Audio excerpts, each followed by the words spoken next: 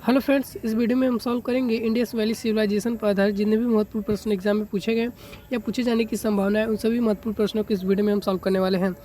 Part 1 में Indus valley civilisation पे हम 40 से ज़्यादा महत्वपूर्ण प्रश्नों को सॉल्व करवा चुके हैं। पार्ट 2 है इंडस वैली सिविलाइजेशन का, पार्ट 2 है, याद रखिएगा।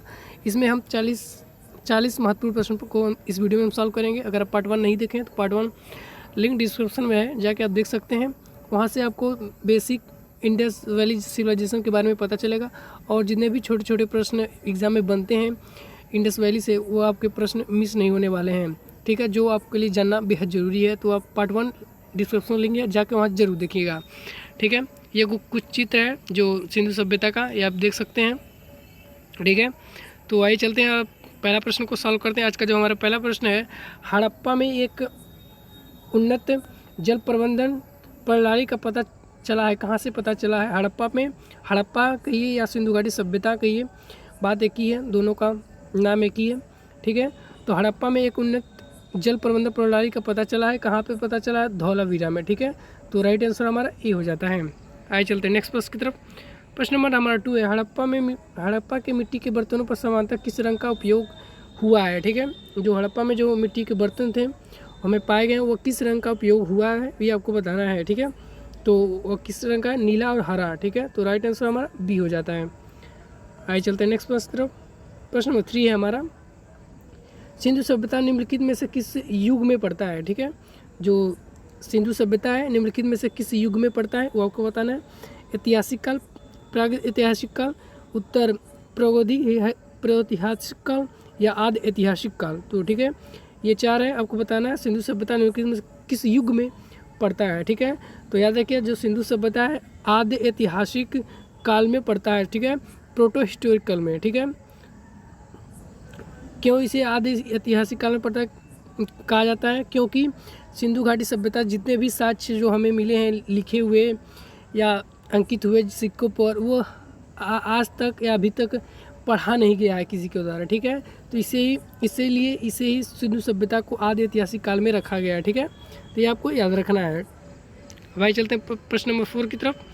प्रश्न नंबर 4 है हमारा, सिंधु घाटी सभ्यता का विकसित अवस्था में निम्नलिखित में से किस स्थल के घरों में कुएं के अवशेष मिले हैं? ठीक है, जो सिंधु घाटी सभ्यता है उस किस स्थल में घरों में कुएं के अवशेष मिले हैं, वो आपको बताना है। ठीक है, तो कहाँ पर मिले? मोहनजोदाड़ो में। ठीक है, मोहनजोदाड़ो, जो ये नदी आपसे भी पूछ लिया जाता है, मोहनजोदाड़ो किस नदी पर है, किनारे स्थित है? तो आप बताएंगे सिंधु नदी। ठीक है, ये भी आपको याद रखना है। प्रश्न नंबर हमारा 5 है, जितने भी बेसिक एग्जाम में बनते प्रश्न पार्ट 1 में हम करवा चुके, तो आप जाकर वहाँ से आप देख सकते हैं। प्रश्न नंबर 5 है, सिंधु घाटी सभ्यता की खोज निकालने में जिन 2 भारतीयों का नाम जुड़ा है, ठीक है, वो कौन है? तो प्रश्न नंबर 5 है हमारा।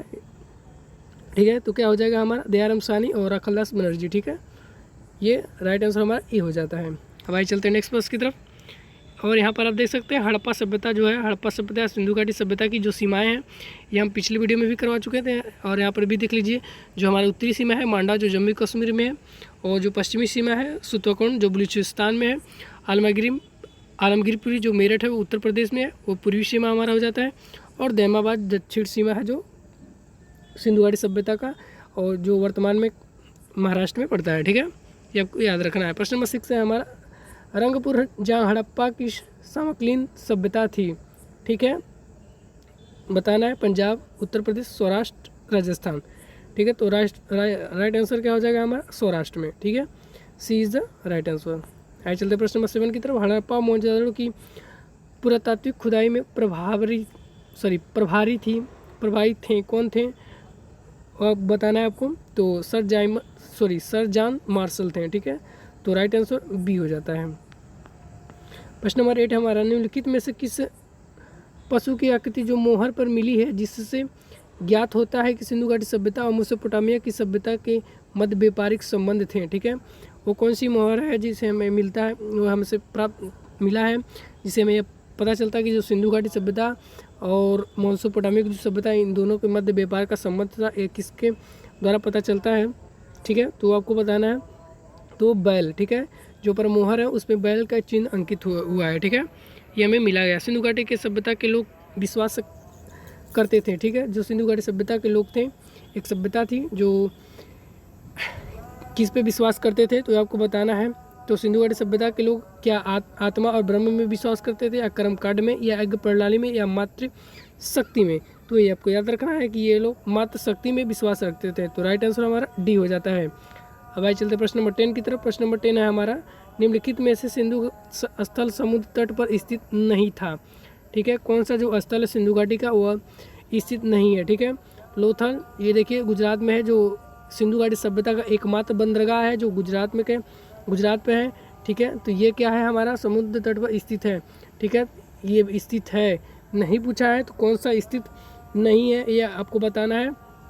तो देखेंगे कोटदीजी, यही जो है यह समुद्र तट से लगा हुआ नहीं है। तो राइट आंसर हमारा प्रश्न के हिसाब से डी हो जाता है। बालाकोट, लोहता, सुरकोंडा, ये सभी के सभी समुद्र से सीमा साझा करते हैं। ठीक है, इसीलिए राइट आंसर हमारा डी हो जाता है। यहाँ पर देखिए कुछ महत्वपूर्ण बिंदु है सिंधु घाटी सभ्यता के स्थल, उनके खोजकर्ता और नदियाँ।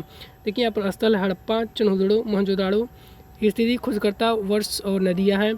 देखिए यहाँ पर हड़प्पा है, हड़प्पा जो वर्तमान में पाकिस्तान में पड़ता है, इसकी खोज दयाराम साहनी 1921 में रावी नदी तट पर है हड़प्पा। ये भी आपसे एग्जाम में पूछा जा सकता है।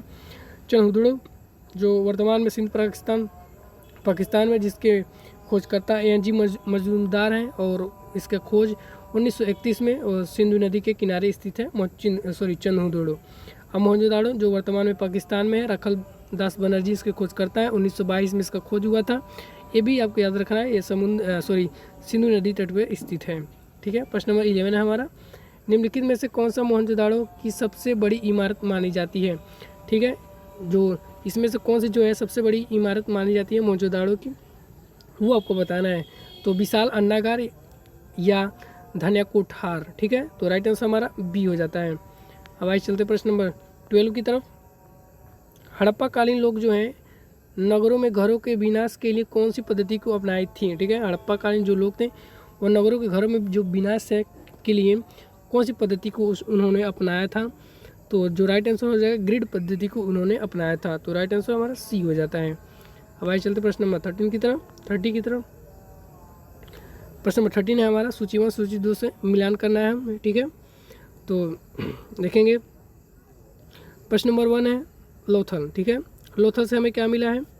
ठीक है, तो लोथल से हमें याद रखिएगा, यहाँ पर देखिए सूची 1 है, ए लोथल, बी कलिबंगा, सी धोलीवीरा और डी बनवाली है। ठीक है, और ए में जूता और खेत है, गोदीबाड़ा है, 3 में पक्की मिट्टी मिली हुई हल्की प्रकृति है, चौथा में हड़प्पाई लिपि बड़े आकार 10 चिन्हों वाला एक शिलालेख है। ठीक है, तो ये आपको बताना है। ठीक है,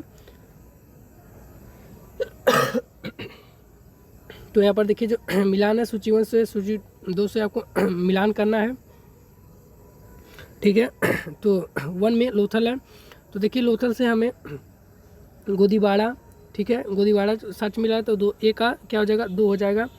तो यहाँ पर देखिए केवल 3 ही ऑप्शन है, तो आपके लिए आसान हो जाता है। यहाँ पर ये तो होगा नहीं, ये भी होगा नहीं, तो सीधे ही राइट आंसर हमारा बी हो जाता है। तो राइट आंसर बी। ठीक है,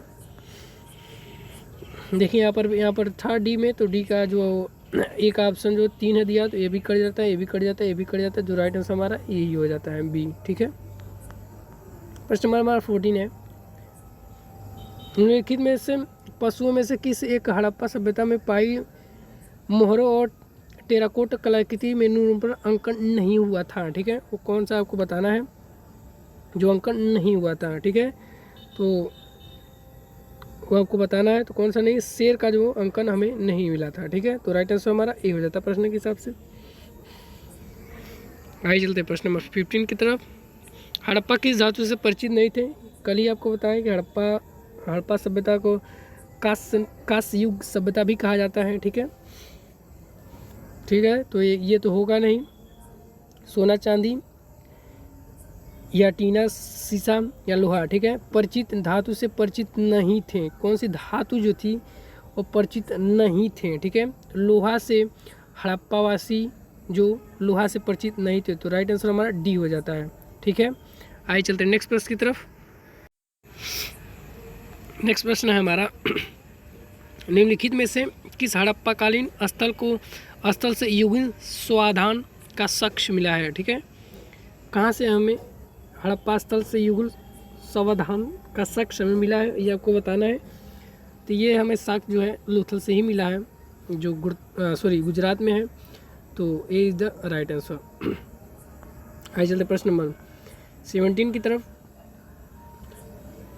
कपास का उत्पादन सर्वप्रथम सिंधु क्षेत्र में हुआ, जिसे ग्रीक या यूनान के लोग किस नाम से पुकारा करते थे, तो आपको बताना है। तो वो होगा आपका सिंडन। ठीक है, तो राइट आंसर क्या हो जाता है हमारा, सिंडन। ठीक है, आइए चलते हैं नेक्स्ट प्रश्न की तरफ।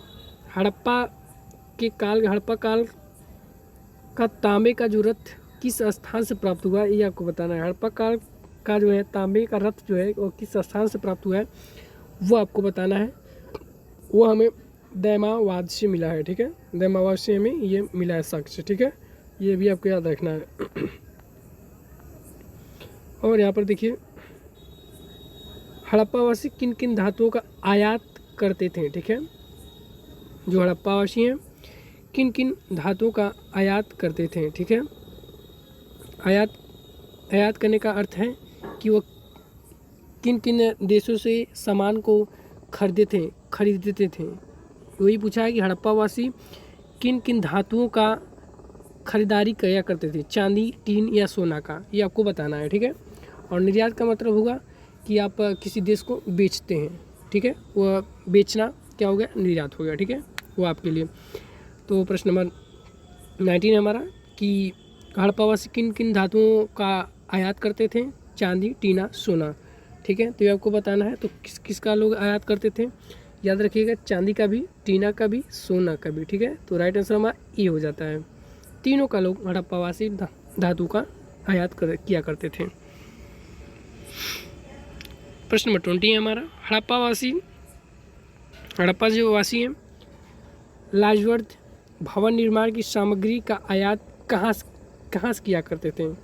ठीक है, जो भवन निर्माण में जो सामग्री लगता था वह कहाँ से खरीदारी किया करते थे, हिंदुकुश क्षेत्र खारसा में से, या ईरान से, या दक्षिण भारत से, या बलूचिस्तान से, ये आपको बताना है। तो याद रखिए, हिंदुकुश क्षेत्र बदख्शा से यह आयात किया करते थे। ठीक है, तो राइट आंसर हमारा ए हो जाता है। आइए चलते हैं नेक्स्ट प्रश्न की तरफ। प्रश्न नंबर 21 है हमारा, और यहाँ पर देखिएगा थोड़ा प्रश्न के नंबर में करेक्शन कर लीजिएगा। प्रश्न नंबर 21 है हमारा। तो अफगानिस्तान स्थित सिंधु स्थल के स्थल हैं, अफगानिस्तान स्थित जो सिंधु सभ्यता के स्थल हैं वो कौन से हैं, वो आपको बताना है।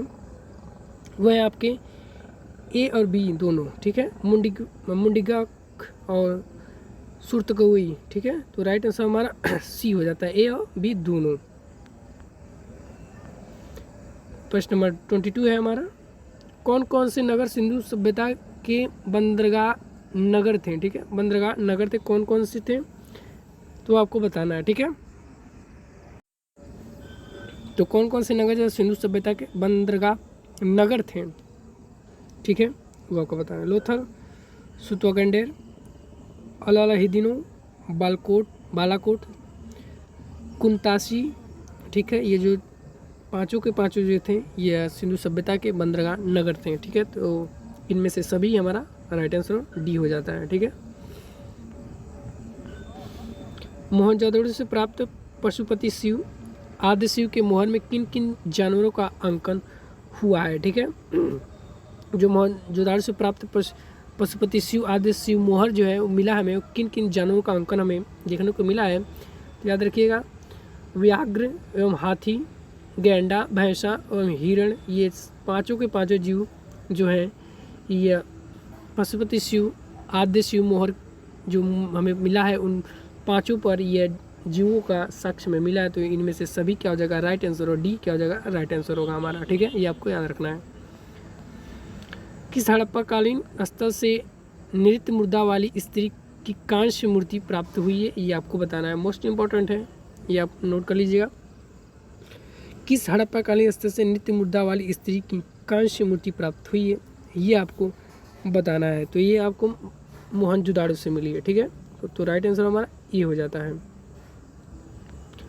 आइए चलते हैं नेक्स्ट प्रश्न की तरफ। किस हड़प्पाकालीन स्थल से पुजारी की प्रस्तर मूर्ति प्राप्त हुई है। ठीक है, किस हड़प्पाकालीन स्थल से पुजारी की प्रस्तर मूर्ति प्राप्त हुई है, ये आपको बताना है। ये भी आपको हड़प्पा से ही प्राप्त हुआ है, ठीक है। तो राइट आंसर हमारा ये हो जाता है। हड़प्पा वर्तमान में कहाँ है, कमेंट बॉक्स में बताइए कि हड़प्पा वर्तमान में कहाँ है, भारत या पाकिस्तान या अफगानिस्तान। ऑप्शन है, 3 ऑप्शन है, आपको बताना है कमेंट में कहाँ पर हड़प्पा वर्तमान में। अब आइए चलते हैं नेक्स्ट प्रश्न की तरफ। किस सिंधुकालीन स्थल से एक ईंट पर बिल्ली का पीछा करते हुए कुत्तों के पंजों के निशान मिले हुए हैं, ये मोस्ट इम्पॉर्टेंट है, या नोट कर लीजिए, याद भी रखिएगा।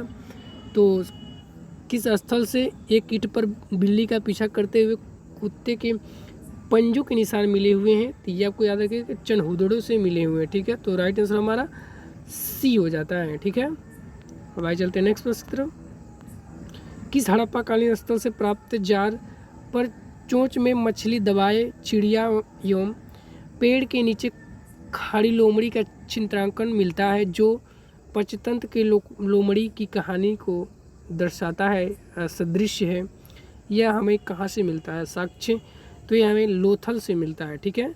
तो राइट आंसर हमारा सी हो जाता है, ठीक है। C is the right answer. स्वतंत्रोत्तर भारत में सबसे अधिक संख्या में हड़प्पा युगीन स्थलों की खोज किस प्रांत में हुई है, ये आपको बताना है, ठीक है। स्वतंत्र भारत में सबसे अधिक संख्या में हड़प्पा युगीन स्थलों की खोज किस प्रांत में हुई है, ये आपको बताना है। यह गुजरात में हुआ, ठीक है, सबसे ज़्यादा गुजरात में हुआ है। तो राइट आंसर ये हो जाता है। नेक्स्ट प्रश्न है हमारा, निम्नलिखित में से कौन सी फसल जो हड़प्पा कालीन लोग द्वारा उत्पादित नहीं की जाती थी, ठीक है। देखिएगा प्रश्नों को अच्छे से पढ़िएगा कि नहीं की जाती थी, ठीक है। तो कौन सी फसल हड़प्पा कालीन लोगों के द्वारा उत्पादित नहीं की जाती थी, ये आपको बताना है, ठीक है। तो कौन सी फसल है, जौ, चावल, गेहूँ या दाल, ठीक है। नहीं उपजाई जाती थी तो दाल ही क्या होगा, राइट आंसर हो जाएगा। जौ, चावल, गेहूँ ये तीनों के तीनों उपजाए जाते थे, ठीक है। और याद रखिएगा कपास भी, ठीक है, कपास भी इनके द्वारा उत्पन्न किया जाता था, ठीक है, ये आपको भी याद रखना है। ये हमारा नेक्स्ट प्रश्न है, देखिएगा कथन है, कारण दिया हुआ है, कथन कारण का ये हमारा प्रश्न है। यहाँ पर देखिएगा हड़प्पा एवं मोहनजोदड़ो अय विलुप्त हो गए हैं, ठीक है, वे उत्खनन के दौरान प्रकट हुए थे, ठीक है। यहाँ पर देखिए क्या कर रहा है, हड़प्पा और मोहनजोदड़ो यह विलुप्त हो गए हैं, ठीक है, ये दोनों विलुप्त हो गए हैं, कारण है वे उत्खनन के दौरान प्रकट हुए हैं, ठीक है, ठीक है। ये बात सही है कि ये दोनों के दोनों विलुप्त हो चुके थे, ये दब चुके थे, और ये उत्खनन के द्वारा हड़प्पा जो है हमें 1921 में मिलता है, ठीक है। कब मिलता है, 1921 में दयाराम साहनी के द्वारा खोज किया जाता है, ठीक है। और जो यहाँ पर मोहनजोदड़ो है, तो यहाँ पर देखिएगा यहाँ मोहनजोदड़ो जो है 1931 के आसपास में, यहाँ पर देख सकते हैं, मोहनजोदड़ो जो 1922 में ये खोज किया गया था, ठीक है, और राखलदास बनर्जी के द्वारा, ठीक है। तो ये दोनों के द्वारा खोजा गया था, हड़प्पा, दयाराम साहनी और मोहनजोदड़ो, राखलदास बनर्जी 22 में 21 में, ठीक है। तो ये आपको याद रखना है, ठीक है। तो कहाँ पर थे हम लोग, प्रश्न नंबर 7, 8, 9, 10 पे थे, ठीक है। तो प्रश्न नंबर हमारा जो 10 है, कारण कथन का जो प्रश्न है, मोहनजोदड़ो विलुप्त हो चुका था और उत्खनन के द्वारा प्रकट हुआ, ये भी कथन क्या है, सत्य है। तो ए आर दोनों सही हैं, आर जो है ए का सही स्पष्टीकरण है, तो पहला ही हमें मिल जाता है, तो राइट आंसर हमारा ए हो जाता है, ठीक है। अब आइए चलते हैं नेक्स्ट प्रश्न की तरफ। यहाँ पर देखिए नेक्स्ट प्रश्न है हमारा, सिंधु घाटी सभ्यता के संदर्भ में निम्नलिखित में से कौन सा कथनों पर विचार करना, ठीक है। यह प्रमुखतः लौकिक सभ्यता थी तथा उसमें धार्मिक तत्व यद्यपि उपस्थित था, वर्चस्ववाली नहीं था, ठीक है। दूसरा कथन स्टेटमेंट है हमारा, उस काल में भारत में कपास से वस्त्र बनाए जाते थे, ठीक है। क्या ये स्टेटमेंट सही है या गलत है, ठीक है, ये आपको बताना है, ठीक है। ये हमारे 4 ऑप्शन है, ठीक है। तो देखिएगा अभी जस्ट हम पीछे बताएं कि भारत के जो खासोरी हड़प्पावासी थे उस काल में भारत में कपास के वस्त्र बनाए जाते थे। ये भी बात हमारा स्टेटमेंट सही है। और पहला भी स्टेटमेंट हमारा क्या है, सही है कि यह प्रमुखतः लौकिक सभ्यता थी तथा उसमें धार्मिक तत्व यद्यपि उपस्थित था, वर्चस्वशाली नहीं था। ठीक है, तो राइट आंसर हमारा सी हो जाता है। ठीक है, दोनों के दोनों स्टेटमेंट हमारे क्या है, सत्य हैं। ठीक है, नेक्स्ट प्रश्न है हमारा सूची 1 सूची 2 से हमें मिलान करना है। सूची 1 में मांडा, दैमाबाद, कालीबंगा, राखीगढ़ है। और यहाँ पर देखिएगा जो मांडा है, मांडा हमें कहाँ देखने को मिलेगा, जम्मू कश्मीर में। ठीक है, दैमाबाद हमें कहाँ देखने को मिलेगा, महाराष्ट्र में। ठीक है, कहाँ पर देखने को मिलेगा, महाराष्ट्र में। ठीक है, आप पहले ही दूसरे से छाट सकते हैं। ए का 3, ठीक है, ए का 3 यहाँ पर देखिए हमें जस्ट मिल गया, ए का 3 और बी का 4। तो यहाँ पर देखिए यही हमारे कहा जाएगा राइट आंसर होगा। ठीक है, तो ज़्यादा कुछ मिला आपको करना नहीं है, बस पहला दूसरा मिला लीजिए। अगर पहला ही काम बन जाता है तो छोड़ दीजिए, ज़्यादा आपको परेशान नहीं होना है। ठीक है, अब आइए चलते हैं नेक्स्ट प्रश्न की तरफ। हड़प्पाकालीन स्थलों में से अभी तक किस धातु की प्राप्ति नहीं हुई है। ठीक है, ये आपको बताना है। तो किसकी नहीं हुई है, तो लोहा की है जो हमें प्राप्ति नहीं हुई है। ठीक है, ये भी आपको हम बताएं, तो ये भी आप नोट कर लीजिएगा, लोहा D is the right answer. Next प्रश्न है हमारा, किस पशु के अवशेष सिंधु घाटी सभ्यता से प्राप्त नहीं हुए हैं। किस पशु के जो अवशेष हैं सिंधु घाटी सभ्यता से हमें प्राप्त नहीं हुए हैं। ठीक है, घोड़ा के भी हुए हैं, गाय के भी हुए हैं, हाथी के भी हुए हैं। ठीक है, लेकिन हमें शेर के साक्ष्य में नहीं प्राप्त हुए हैं। ठीक है, तो राइट आंसर हमारा ए हो जाता है। चिन्हदुड़ों के उत्खनन का निर्देशन किया था, किसने किया था। ठीक है, किसने किया था, J.H. मैंके ने किया था। ठीक है, तो राइट आंसर हमारा ए हो जाता है। नेक्स्ट प्रश्न है हमारा, कौन से लक्षण सभ्यता के लोगों का सही चित्रण करता है, वो आपको बताना है। पहला है उनके विशाल महल और मंदिर हुआ करते थे, देवी देवताओं और दोनों की पूजा करते थे। तीसरा स्टेटमेंट है वे युद्ध में घोड़ों द्वारा खींचे जाने वाले रथों का प्रयोग करते थे, ये आपको बताना है। तो याद रखिएगा उनके विशाल महल और मंदिर नहीं हुआ करते, हाँ, लेकिन वो देवी देवताओं का पूजा करते थे, उपासना करते थे, लेकिन वो मंदिर नहीं हुआ करते थे, बड़े बड़े मंदिर या छोटे मंदिर नहीं हुआ करते थे। ठीक है, सिंधु घाटी सभ्यता के लोग विशाल महल भी नहीं हुआ करते थे। जो विशाल है उसमें स्नानागार हमें प्राप्त हुआ है सिंधु घाटी सभ्यता से, हमें विशाल स्नानागार, विशाल जो वहाँ पर अनाज रखने की व्यवस्था थी वह हमें विशाल प्राप्त हुआ साक्ष्य। तो कहीं से कहीं हमें यह साक्ष्य नहीं मिला कि वहाँ विशाल महल या मंदिर हुआ करते। तो पहला स्टेटमेंट हमारा बिल्कुल गलत है, तो बी भी कट जाता है, सी भी कट जाता है। ठीक है, बी, सी, और यहाँ पर देखिएगा यही लगता है लास्ट प्रश्न है, और जब हमारा बी, सी कट जाता है तो राइट आंसर हमारा ए हो जाएगा। ठीक है, याद रखिएगा वे देवी देवताओं दोनों की पूजा करते थे, ये बात एकदम सत्य है, वो देवी देवताओं दोनों की पूजा करते थे, लेकिन वे युद्ध में घोड़ों द्वारा खींचे जाने वाले रथों का उपयोग नहीं किया करते थे। ठीक है, ये गलत है स्टेटमेंट, तीसरा भी पहला भी गलत है। तो प्रश्न के हिसाब से प्रश्न जो पूछा है सिंधु घाटी सभ्यता के संदर्भ में, तो सिंधु घाटी सभ्यता के संबंध में वे केवल देवी देवताओं की दोनों पूजा करते थे, न कि उनकी विशाल महल, मंदिर या युद्ध में घोड़ों द्वारा खींचे जाने वाले रथों का प्रयोग करते थे। ठीक है, ये बात बिल्कुल गलत है। ठीक है, तो राइट आंसर हमारा ए हो जाता है। और इसी के साथ ये हमारा सिंधु घाटी सभ्यता समाप्त होता है। जितने भी महत्वपूर्ण प्रश्न हम इस वीडियो में करवा चुके हैं, पार्ट वन में भी हम कुछ प्रश्न को करवा दिए हैं, और ये हमारा जो पार्ट 2 है, पार्ट टू में भी हम 35 से ज़्यादा ही प्रश्न को करवा चुके हैं। तो आपसे कोई भी प्रश्न अब एग्ज़ाम में मिस नहीं होने वाला है। अगर आप चाहते हैं अन्य टॉपिक पर क्वेश्चन सॉल्व करवा दें तो आप कमेंट बॉक्स में ज़रूर बताइएगा, और वीडियो कैसा लगा वो भी हमें कमेंट बॉक्स में ज़रूर बताइएगा। ठीक है, मिलते हैं अगले सेशन में अगले टॉपिक के साथ, तब तक के लिए धन्यवाद, जय हिंद।